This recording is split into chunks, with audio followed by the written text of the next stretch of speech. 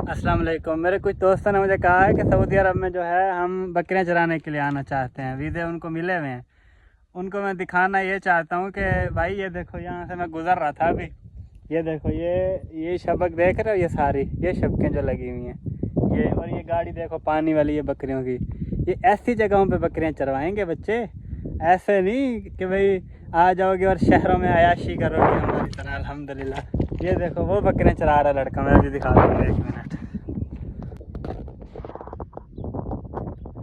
अभी तो नज़र ही नहीं आ रहा होगा मुझे लगता है। ये बकरियां ये रही, यहाँ पे ऊपर चरा रहा है बकरियां लड़का। बच्चे ये आसान नहीं है यहाँ पे बकरियां चराना। आना है तो फिर यही सेटअप होगा। देख लो, ये देखो सारा कुछ माहौल, हाँ ये होगा सारा कुछ। ये देखो भाई, ये सारा कुछ। जहाँ पे भी आओगे बकरियां चराने का जो भी वीज़ा होगा